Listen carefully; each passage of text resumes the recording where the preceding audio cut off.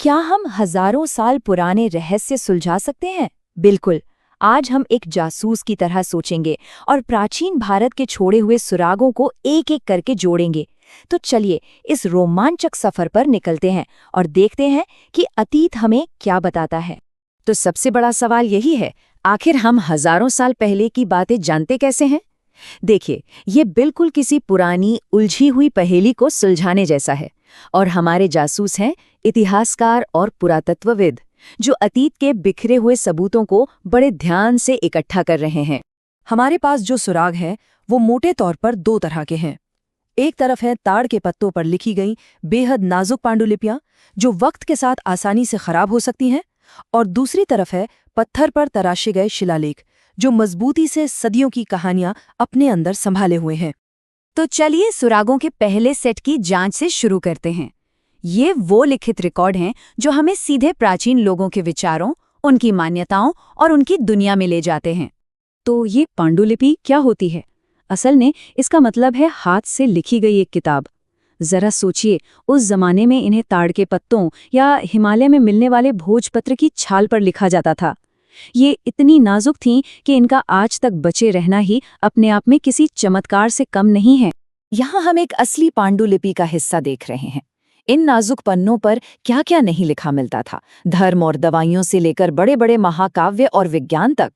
ये समझिए कि उस दौर के समाज में झांकने के लिए एक खिड़की की तरह है। हमारे सबसे पुराने लिखित सुरागों में से एक है ऋग्वेद। इसकी प्रार्थनाओं से पता चलता है कि उस दौर में सबसे कीमती चीजें क्या थीं। मवेशी, घोड़े और हाँ, बेटे।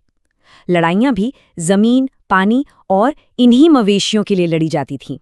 समाज उस वक्त दो मुख्य समूहों में बटा था, एक पुरोहित और दूसरे राजा। और दिलचस्प बात यह है कि इसे लिखने वालों ने खुद को आर्य कहा और अपने दुश्मनों को दास, जिससे हमें उस समय के सामाजिक बंटवारे का भी अंदाजा मिलता है। चलिए अब किताबों और पांडुलिपियों से हटकर उन चीजों की तरफ बढ़ते हैं जिन्हें हम छू सकते हैं। पुरातत्व यानी आर्कियोलॉजी हमें बताती है कि आम लोगों की रोजमर्रा की जिंदगी आखिर थी कैसी। जमीन के नीचे दबे कई राज अक्सर पुरानी कब्रों से खुलते हैं। ये सिर्फ अंतिम संस्कार की जगहें नहीं थी। यहाँ मृतकों के साथ जो औजार, बर्तन और गहने दफनाए जाते थे, उनसे उनके जीवन और समाज में उनके रुतबे का भी पता चलता है।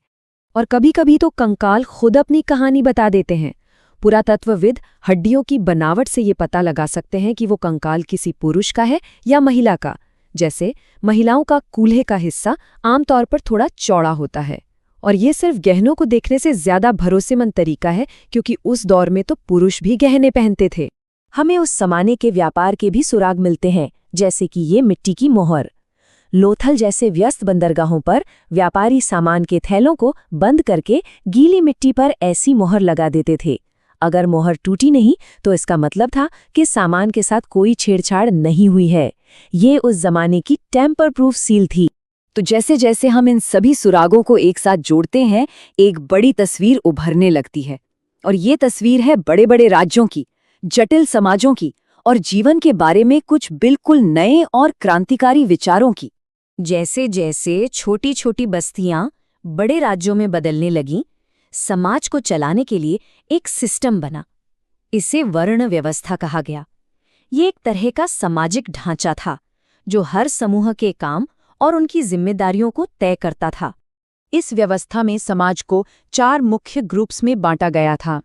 ब्राह्मणों का काम था वेदों का अध्ययन करना और यज्ञ करवाना।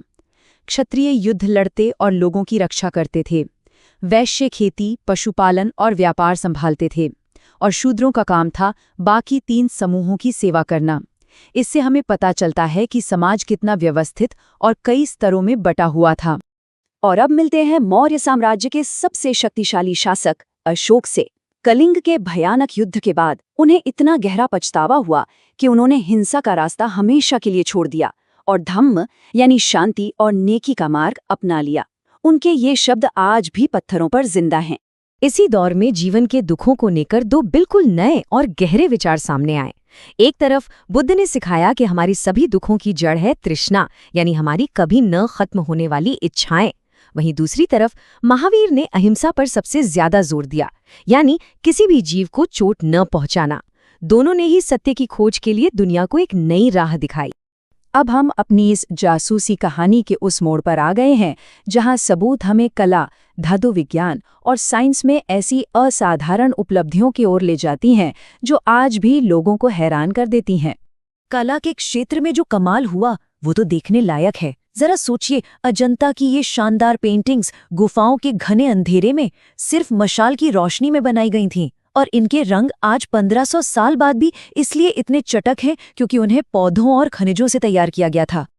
और अब बात करते हैं इंजीनियरिंग के एक ऐसे चमत्कार की जो आज भी दुनिया भर के वैज्ञानिकों को सोचने पर मजबूर कर देता है। ये है दिल्ली के मेहरौली का लौह स्तंभ। 1500 साल, ये 7.2 मीटर ऊंचा और 3 टन से भी ज्यादा वजनी स्तंभ पिछले 1500 सालों से खुले आसमान के नीचे खड़ा है और आज तक इस पर जरा भी जंग नहीं लगा है। ये प्राचीन भारतीय शिल्पकारों के हुनर का एक बेमिसाल सबूत है। ये दौर सिर्फ कला और इंजीनियरिंग का ही नहीं था, बल्कि जबरदस्त वैज्ञानिक सोच का भी था। महान गणितज्ञ और खगोलशास्त्री आर्यभट्ट को ही देख लीजिए।